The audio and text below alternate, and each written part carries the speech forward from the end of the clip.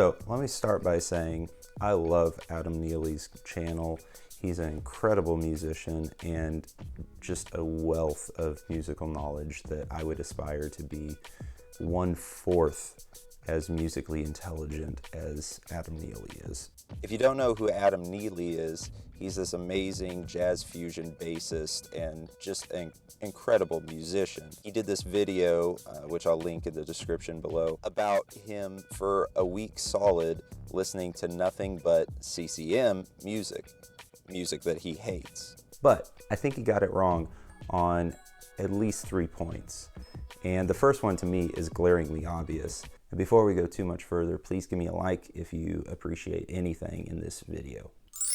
When I think of CCM or contemporary Christian music, what I'm thinking of is artists like Toby Mac, Mercy Me, Casting Crowns, Newsboys.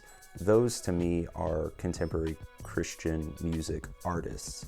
What Adam was describing to me is what I would classify as worship music or church music, if you must. Because all 4 of the artists that he mentioned are connected to 3 very big churches. And the big difference is that all of those worship artists are all making music for their own church, first and foremost. That is a huge difference between most of the contemporary Christian music industry, which is people making music specifically for radio. Please let me know in the comments, what do you think? Is contemporary Christian music Bethel, or is contemporary Christian music Toby Mac?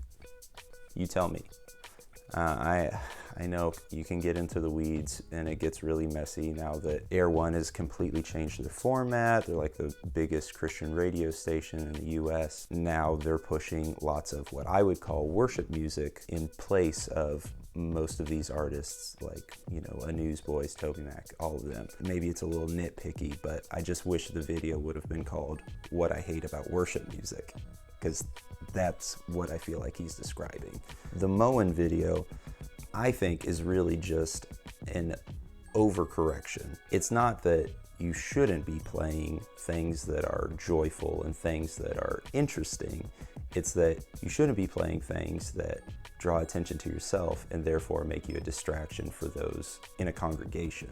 Yeah, I saw the Don Moen video about a year ago, and I too was a little bit weirded out and pretty much immediately discarded it as not useful for me. Most churches in America don't have the pool of musicians that he was surrounded with in that video.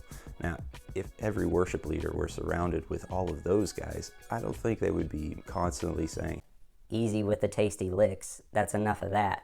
The problem is most worship leaders have to deal with this. For I am yours, and you are mine.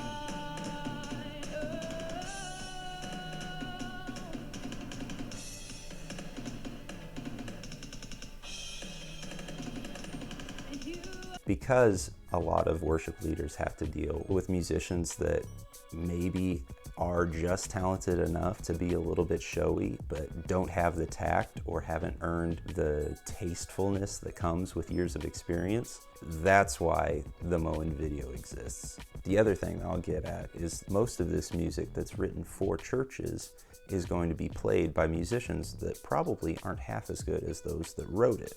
So if there's a little bit of a watering down, it's not just so that the listener can focus in on the lyrics, but also so that all of this can be replicated. I actually think that there's a great balance that's been struck in recent past with most of those artists that have been mentioned. Yes, I know we don't get into any borrowed chords. There's nothing diminished ever, but I do feel like there's sort of a balance that has to be struck there, and I feel like we're getting close. Lastly, I think it really does come down to exactly what Adam was really getting at in the video, and that is how you music. The thing is, all of the music that he was describing is music that is intended to be musiced inside a church. In a church setting, all of that music makes a lot more sense than it would just listening to it by itself in a car when you're just driving in between dates. I feel like that's not giving it a fair shake. If you want to see that for real, you've got to go to any of those churches, see it perform. And Adam touched on that, but I don't feel like he really leaned into that enough. That's it for now. Off my soapbox. Give me a like if you want me to keep making videos. That's it. Till then, keep getting better. By the way, amazing bass cover of Oceans. That is fantastic. I could listen to that all day.